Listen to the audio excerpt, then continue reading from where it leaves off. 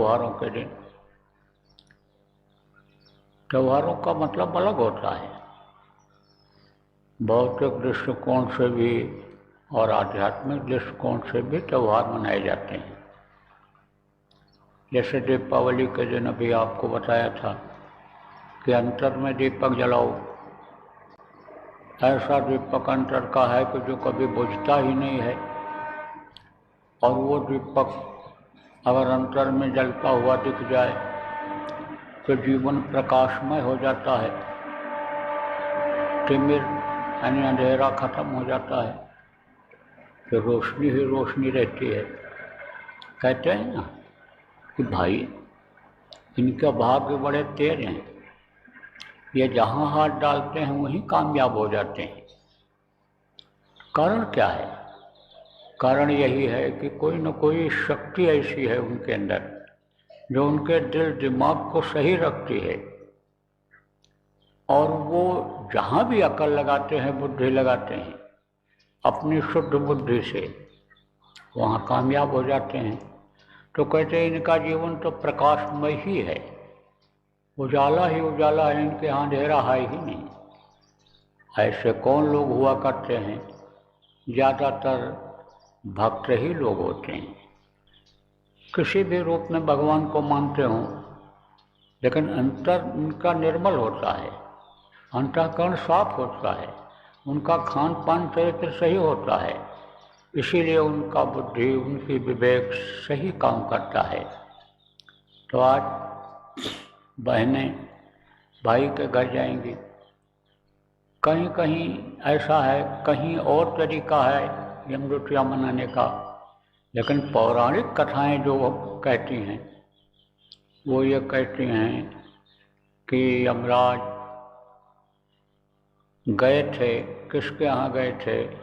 अपनी बहन यमुना के यहाँ गए थे।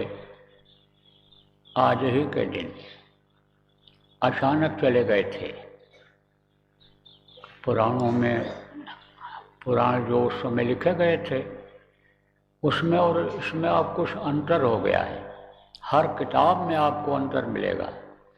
जितने ये प्रकाशक हैं ये उसमें उसको एक तरह से रोचक बनाने के लिए कुछ न कुछ जुड़वा देते हैं, जोड़ देते हैं कि जिससे लोगों की रुचि बढ़े, लोग इसको पढ़ें। तो जो भी ये शक्तियाँ होती हैं, नीचे की शक्तियाँ जो होती हैं, ये इनमें भी कमियाँ रहती हैं। ऐसी बात नहीं कि नहीं कमी रहती हो। और जितने भी महापुरुष इस धरती पर आते हैं वो भी पूर्ण नहीं होते हैं। कारण क्या होता है? कारण ये होता है कि इसी धरती का अन्न खाते हैं, इसी धरती पर रहते हैं, इसी आसमान के नीचे रहते हैं, यहीं का पानी पीते हैं। तो मान लो अगर किसी जलाशय का यानी तालाब का या नदी का या कुएं का पानी गंदा है और आदमी वहाँ रहता है और कोई पानी है नहीं, तो वही तो पिएगा भाई, मटमैला पानी ही तो पिएगा। और कोई साधन नहीं है और हैंडपंप का पानी जब नया लगाते हैं तो थोड़ा मिट्टी मिला हुआ आता है, मजबूरन आदमी पीता है। कितना भी उसको यानी आप छानोगे लेकिन तो भी कुछ न कुछ रह जाएगा। ऐसे ही वातावरण का असर आ जाता है। इसी तरह से गर्मी ठंडी और इसका जैसे असर आता है, ऐसे खान पान का, स्वास्थ्य का कुछ न कुछ शरीर के ऊपर असर आ ही जाता है। तो जब आप ये समझो कोई कपड़ा एकदम साफ नहीं है तो कोई भी रंग उस पर लगाओगे तो समझो कि वो जो लाल पीला नीलापन लिए हुए कपड़ा है उसका असर रह जाएगा।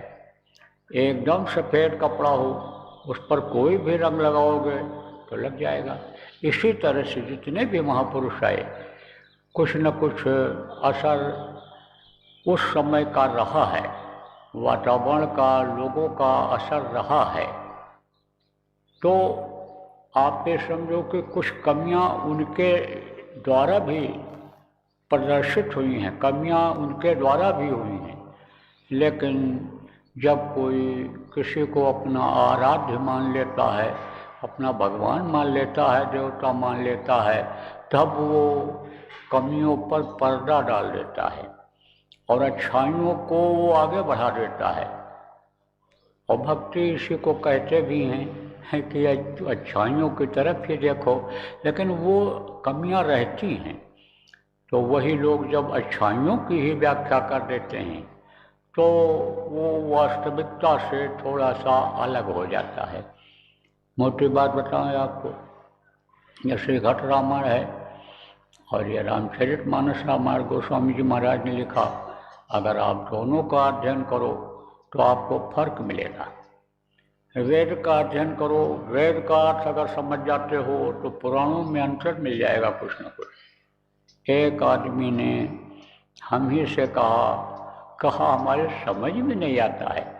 एक लेखक तो ये कहता है, दूसरा ये कहता है, कोई विद्वान कुछ बोलता है, कोई कुछ बोलता है।